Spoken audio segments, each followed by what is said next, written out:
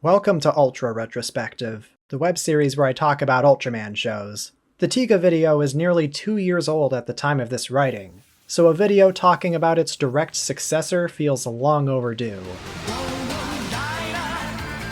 1997's Ultraman Dyna is an appropriate continuation of what the gang at Tsuburaya Productions was doing with Tiga, because it's one of the few Heisei-era shows to be a direct sequel to the one before it. Concepts and themes like space exploration and the first show's production values naturally carry over. In many ways, it's a good follow-up. There's a reason why it's considered part of the beloved TDG trilogy after all. It also definitely has more fans now than I remembered it having. I prodded around for opinions recently, and it seems pretty beloved. I'll talk about my feelings on the show in more detail as we go along here. それウルトラマンダイナ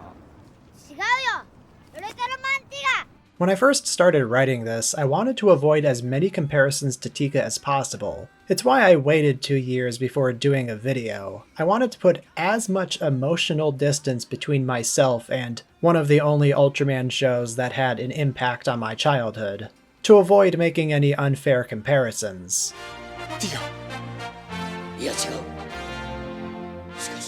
In retrospect, this was pointless because Dyna is a lot like Tiga, going so far as referencing the events from it, having character cameos, and setting flashbacks in the same time period. It is a sequel after all, so comparisons are inevitable. But hey, I can't stall talking about this show forever. What happens in Dyna? 7 years have passed since the end of Tiga. Humanity has since partially colonized Mars. The attack team Guts is now Super Guts, and their newest member is the hero of our story, Shin Asuka. In his very first scene, he sticks his fingers up someone's... He's an ace pilot, and that's why they keep him around. He's also got parental issues because his dad disappeared into space one day. Part of the reason why he joined Super Guts was to find him. For whatever reason, Asuka's the one who gets chosen by the Light to become Ultraman Dyna.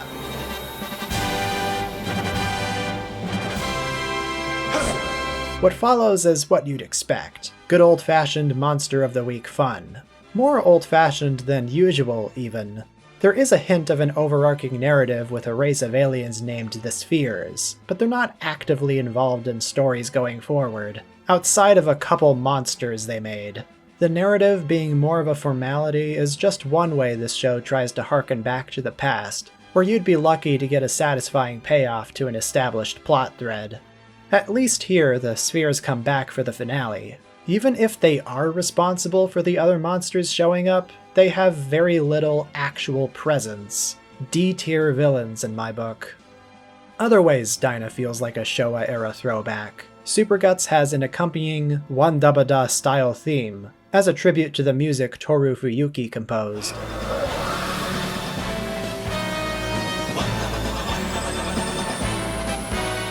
The opening makes use of stylized character silhouettes, a narrator is usually there to set the scene and they provide exposition, which was something Tiga was more inconsistent about. Stop!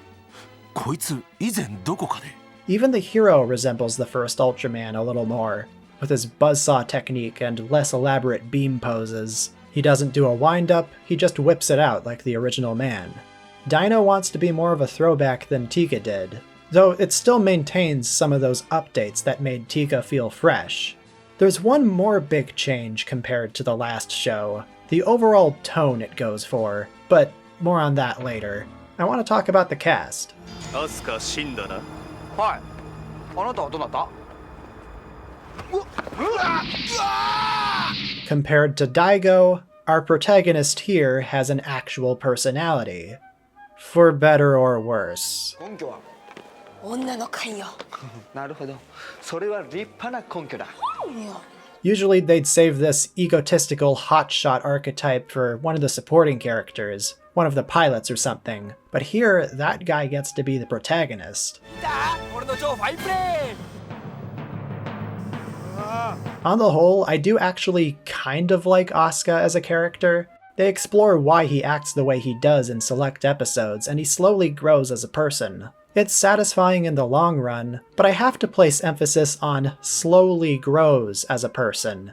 For a while, he's a total dirtbag, probably the most temperamental Ultraman protagonist up to this point. From his laziness to his streak of misogyny to that stupid thing he does with his mouth, Asuka's a jerk. He'll step up and do something about the monster of the week when it matters, but after that he'll go right back to mugging. There's a scene in episode 4, which is about a man with a dream to build an underground geocity, where Asuka is trapped with them under the rubble. Any other Ultraman protagonist would try to encourage the guy or let him down nicely, but Asuka is a total dick and compares his geocity to an ant nest. But what makes it work is right after he gives some legitimately optimistic advice by saying his dreams could still work because he's got supportive friends. I like scenes like this. They show that Asuka's an asshole, but he's still optimistic. This is one way the character actually works for me. Disappointingly, most of the time, the show's approach to showing this characterization is making him super obnoxious.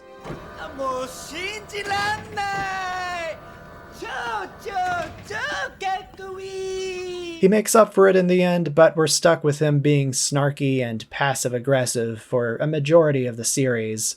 Like the character of the same name from Evangelion, Asuka's one of those characters you either love or hate.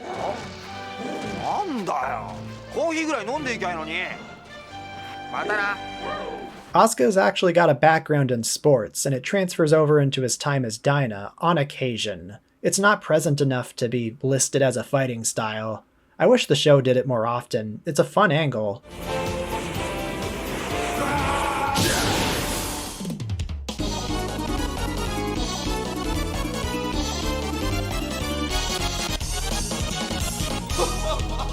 Ultraman Dyna! Speaking of Dyna, I should probably talk about him. He chooses Asuka as his host, and they're basically one and the same person for the rest of the show. Unlike in Tiga, where they kind of separated Daigo and Tiga for a bit, Dyna is definitively Asuka, and vice versa. Like his predecessor, Dyna can change into a power and speed form, this time named Strong and Miracle respectively, both switching up the choreography of the fight scene in tangible and cool ways. There's not much else left to say. They basically did Tiga again, except the transformation device looks like a log of shit. I guess Miracle is more of a psychic type and makes use of weirder powers. His finisher involves creating a black hole, but yeah, it's the same change to the formula where he changes forms when he's in trouble. Wait, what? He can just do that? Well, alright, if any monster's got plasma energy, then I guess Dyna can fight for as long as he wants. The show's supporting characters aren't terribly interesting. They're a lot goofier than the last incarnation of Guts, and your mileage may vary on how endearing that is. Personally, I hate it.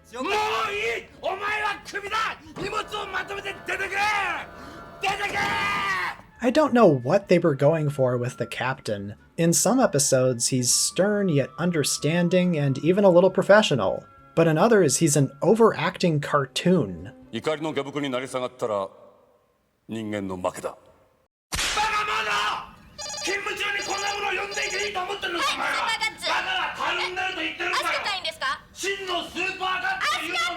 Every member of Super Guts gets an episode or two in the spotlight, and I'm still not all that interested in them. I couldn't tell you a thing about Asuka's tsundere love interest, other than that they do the anime thing where she hits him when he says something stupid. It was annoying the first time they did it, and it just keeps going. If they were trying to build a romance here, I don't buy it.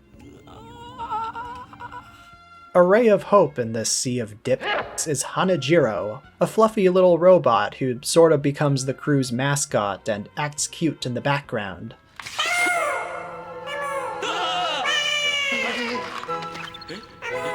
I don't care if this guy is very blatantly the Ultra Series' answer to the digital mascot craze of the late 90s. This thing is adorable.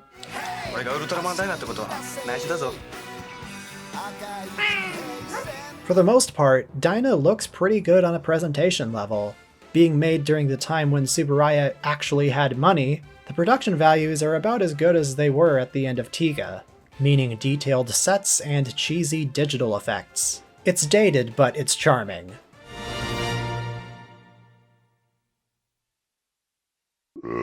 Sadly, what stops me from liking Dyna more than its peers is the comedy. From the goofier characterization to the downright slapstick, it's just not my thing. I'm in no way against levity, but they lay it on so thick in the show's first half. Thankfully, this forced humor subsides as the show trucks along. Dyna has its share of more emotionally charged episodes that do actually work. Some of the strongest stories are examples of these. The second half of the show in general is more in line with the tone I look for in Ultraman. It's goofy without mugging at the camera, and the best bits are unintentionally funny. 君が不動の弟だね。あいつは元気か？兄貴は死んだよ。 Dyna eventually gets pretty good. At the very least, it's more akin to what I like. You just have to sit through some pretty lame crap to get to it.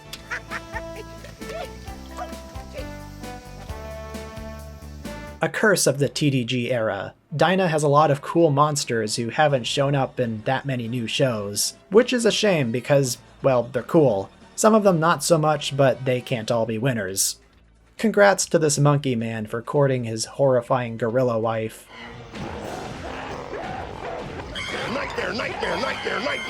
A number of Tiga kaiju return, if only for brief cameos. Golza is one of the few to actually get an entire spotlight episode, and it's notable for being one where they flesh out the captain, who, 43 episodes in, is no longer acting like an insane cartoon.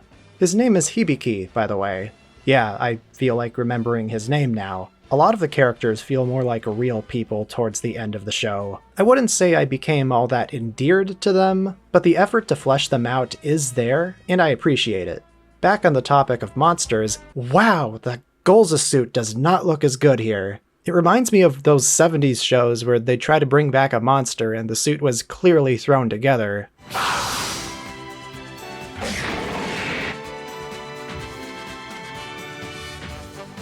This is now the part where I talk about the best episodes because I don't want to write a transition for this.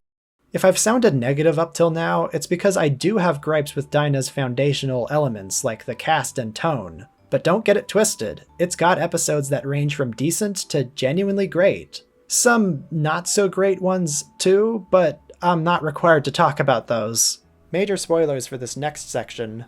Mamma mia! Before even introducing Hanajiro, the show subverts the whole cute mascot trope by episode 7. There's this alien chasing around this cute furry thing for seemingly no reason. It's then revealed, nope, this Blorbo wants blood. The guy chasing after him lost his entire family to it.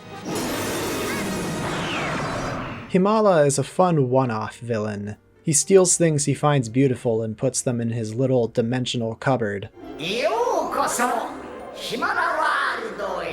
Himala stealing random objects means we get to see items we normally wouldn't see on the battlefield at the end. It's a memorable, if not surreal, fight. Episodes like Star of Peace experiment with the format a little, in this case being more like a crime drama. It's about a high schooler going to an investigative journalist to figure out why her delinquent friends have suddenly changed personalities. It's aliens, of course, and what universe would it not be? But I love the style of this one. It focuses on different characters for once, and it has this cool, almost noir grit to it that other episodes don't have.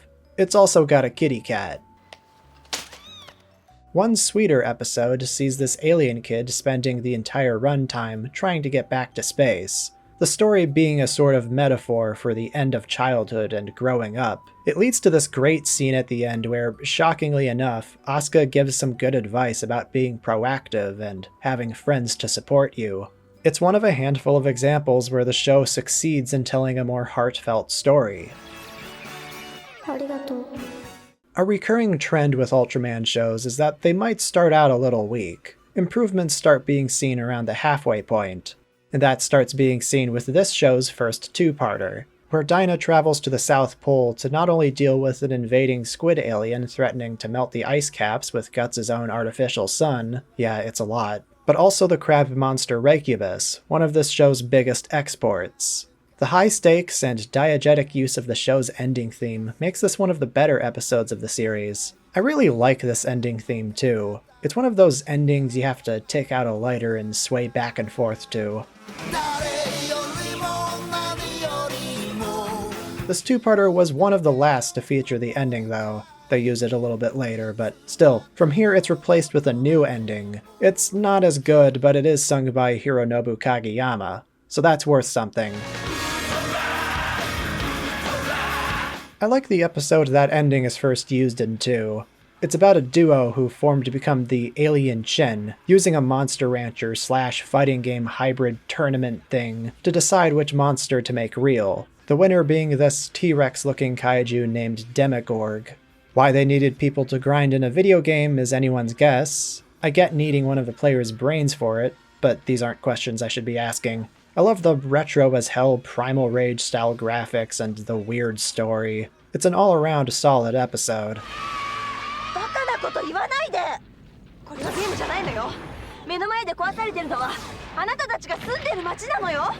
I believe the first time the spheres appear again since the start is 35 episodes deep. It's a two-parter that partners the supporting cast of Tiga with Dyna's. It's nice getting to see these characters again, even if it makes me wish the new cast was just as good.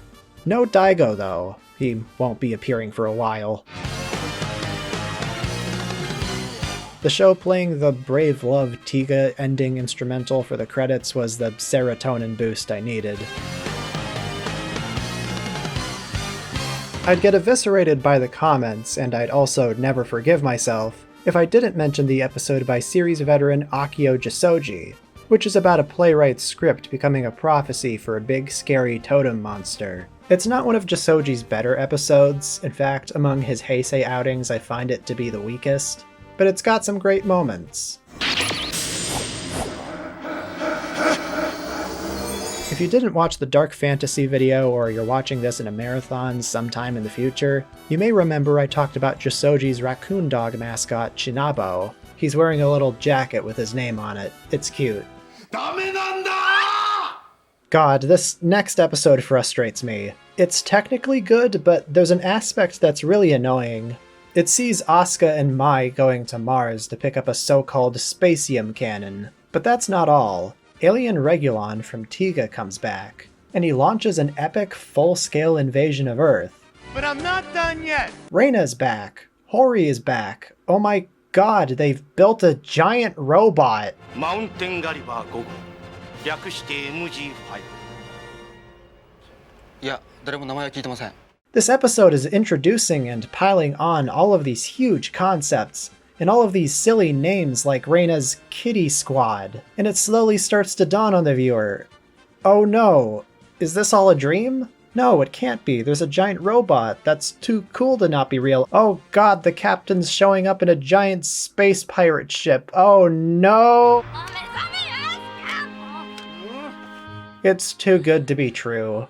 I noticed the foreshadowing for the first time in this watch, actually. Earlier in the episode, the crew is seen loading a cannon for the pirate ship.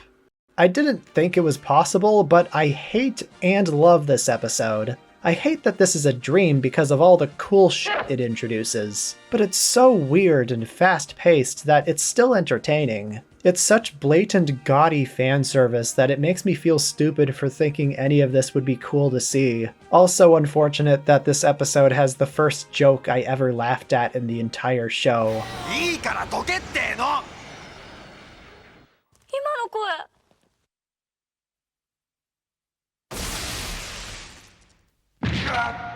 Ironically, a lot of the sillier things it introduced ended up happening. The spacium cannon that fires an Ultraman beam wouldn't feel out of place in Zio's arsenal from Ultraman X. And it took until Ultraman Z for an attack team to have a giant robot at their disposal. I get not wanting to overshadow Ultraman, but Zet and Blazar made the concept work. This is still an entertaining and actually pretty funny episode, it's just, yeah.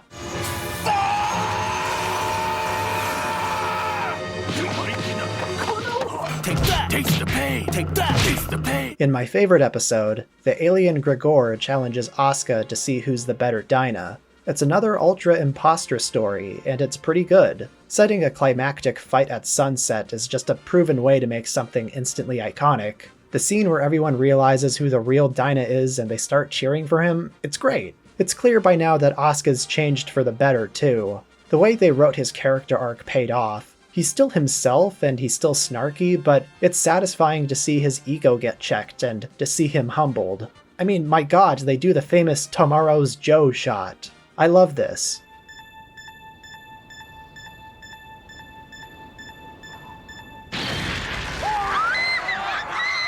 I don't have much to say about the Tiga and Dyna movie that released theatrically halfway through the series. Asuka doesn't really learn any lessons here that he doesn't in the show proper.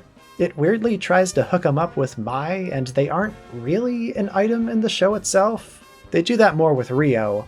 And the whole thing is just saying, remember the finale of Tiga? We're doing that again, but in broad daylight. And also Dyna's there. That said, this movie is kind of a trailblazer. It's the first fully original theatrical film to directly tie in with a currently airing show. This would become standard practice for almost every show going forward, though nowadays they do these at the end of a show instead of during the middle, since this movie takes place after episode 26 if you want to fit it into a marathon. They do it in the show too, but it is nice to see the cast of Tiga here again, even if Daigo isn't there. No, they saved him for the finale. And speaking of...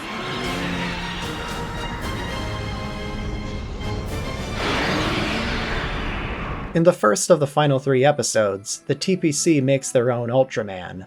It inevitably goes wrong when the spheres take over its body. Things escalate from there as a black hole created by the spheres threatens to swallow the universe. Asuka's secret has been revealed. The show is still trying to pair him with Rio, which, no, still not buying it. Daigo is back, and he's giving Asuka the pep talk he needs. It's fun stuff. Honestly, knowing how hard it would be to get Daigo's actor back for future projects, him showing up at the end of Dyna was a miracle. And poor Asuka, he's practically running on fumes the entire time. There's a great sense of desperation conveyed here, and that ending... man. 確かに目立つとあれだけどそれ以上に照れ屋なんすよ We're already in spoiler talk, but it ends with Asuka disappearing into a black hole, essentially sacrificing himself. He swung for the fences and went too far, to keep things in baseball speak. But he tried his best, and he's still rewarded for it by getting to see his dad again. His actions led him here. That's what makes the final minutes of Dyna so great. The fact that it's ultimately Asuka's choices that save the day. Part of my criticism of Tiga's finale is that, while Daigo isn't exactly a great character, his agency basically being taken away from him never really sat well with me. So it was a good call to keep the focus on Asuka here.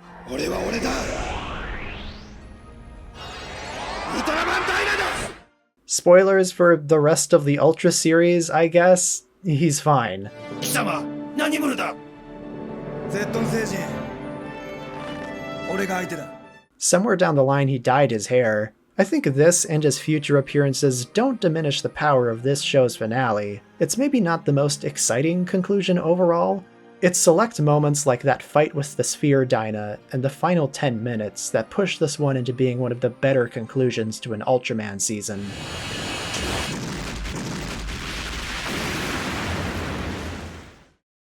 When I first saw Dyna back in 2019, I was honestly underwhelmed. In revisiting Dyna for this video, much like how there seems to have been a critical reevaluation in the fandom, I like it a little more too. With the exception of Asuka, I don't think the characters are very strong, the polar opposite of Tiga's problem where the main character wasn't very interesting but the supporting cast was, and even then Asuka's pretty annoying for a while. I also don't care for the show's brand of comedy. That said, saying it's not a show of quality would be disingenuous. The production values are still very charming, the opening and endings are bangers, Hanajiro is there, and when its episodes shine, they can be some of the best the TDG trilogy has to offer. It's definitely the weakest link of the three, but it's not bad. I don't always vibe with Dyna, and even I can't knock it for the optimism. It's a central theme. At this point, that's something Ultraman in general has adopted, but Dyna specifically looks to the stars and posits that there may be a time when natural human curiosity leads us up there permanently. A handful of episodes end on nice little notes like that. It's also a general message about leaving your comfort zone and trying new things, even if it seems scary. 人間で想像してた以上に過当な生き物。宇宙に出ていこうだなんて身の程知らずのいいとこね。 The spheres and various aliens who attack, representing obstacles that hold you back. It's a fine message for a kids' show, reinforced in varying levels of cleverness.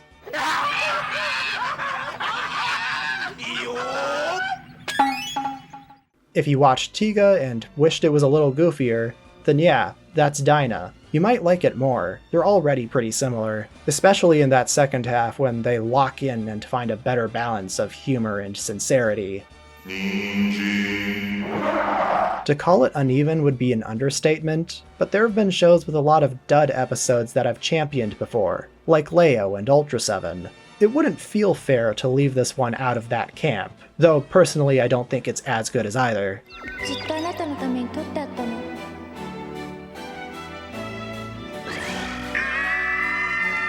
Me, I still prefer Tiga for biased nostalgic reasons, though I can totally see someone preferring this show. Give it a shot. Ultraman Dyna is okay. ま、難しく考えても仕方ないっすよ。 As for immediate media following this show's conclusion, there was a so-called Gaiden episode in the early 2000s, produced alongside Gaiden episodes for Tiga and Gaia. In the show, Hanajiro left at some point, and this takes place apparently directly after. There's no other way for it to make sense, since Hanajiro's farewell episode happened right before the finale. Anyways, this side story is cute. Busca is also there. This is wild for a number of reasons, but all I can think of is how weird that inevitable video is going to be. When I originally watched this Gaiden, it was with subtitles translated from Chinese to English, so everyone was inexplicably talking about a scarecrow that didn't exist. Needless to say, the current release doesn't have that translation. Following his appearance in the Mega Monster Battle movie, which is itself a video for another time, Dyna became a key supporting character in other Ultraman media, playing big roles in movies like Ultraman Saga, and crappy miniseries like Orb Origin Saga. Jokes aside, I think it's cool that he has such a large presence outside of his original show. It's always a nice surprise to see him in something nowadays. The biggest Dyna-inspired entry is obviously Ultraman Decker, a direct sequel to Trigger, much in the same way Dyna was a sequel to Tiga. As for my thoughts on Decker, I never finished it. Yeah, sorry guys, I only got as far as episode 8. I got sidetracked by video production and never got back on track. It's definitely better than Trigger. I like Decker's design quite a bit, but I think I'll save finishing it for later. Whatever happens in that series that specifically relates to Dyna and Asuka will remain a mystery to me until then. It's a video for another time. In terms of influenced media, Asuka wouldn't be the last baseball player who starts the narrative as a giant asshole who needs to learn responsibility. But, and say it with me now, that's a video for another time. Where did you all come from? Back to the topic of the original show, here are my episode recommendations. If you plan to watch this one, maybe don't get it on DVD. The Mill Creek release has some really bad interlacing problems. I've been using footage from it throughout the video, and if this wasn't so far into the editing process, I would have tried to replace it with something better. Stream it on Tubi or watch it with the TV Nihon fan subs. That, Snitches Don't Interact, should still be on YouTube. I recommend these fan subs because the official translation can get pretty clunky in spots. Whoa, whoa, Dyna. Yeah, it's pretty good. 6 or 6.5 out of 10, 6.5, I don't know. Numbered scores are stupid. I liked it more than I didn't. It's a super fine play. Check it out.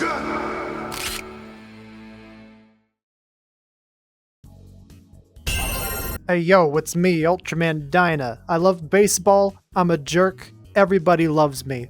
Thanks for making it to the end of the video. In all seriousness, if you liked it, then, leave a like, subscribe even. It does help the channel. that is not mine, because I'm Ultraman, Dyna, and Zagorodan as a different person. Anyways, a special thank you to all of these lovely people whose support keeps me alive. And a super duper special shout out to the top tier patrons who get videos like this one early. Blind Man, Greninja Zack, Toku Simb, Old Metal Possum, Solid Lib, Dinosaurana, Kadorian, Scooter Jit, Lobotomy Blues, Cool Bell Zero, Johnny Hedgewolf, Eric Guzda, Janos Firewalker, Easterman, Manila Fan, Sampai, Big Dumb Media, Navik15, Jacob Hinch, Dude Bro, Alistair Gilmore, Jameis Kelly, Anonymous Euronymous 1349, Fujoshi Urinal, Grazio, Mulan Nguyen, Irrelevant 402, Hey I'm Mooney, Krazak53, Queer Kaiju, Chronicler Waba, Ryan Santa Cruz, Avok Robot, The Antagonist, Godzilla Rich, It's Godz, an actual Dimetrodon, CMG, Red Comet Harry, and Marpzilla. Thank you all very much. I'm gonna go back to doing what I was doing earlier.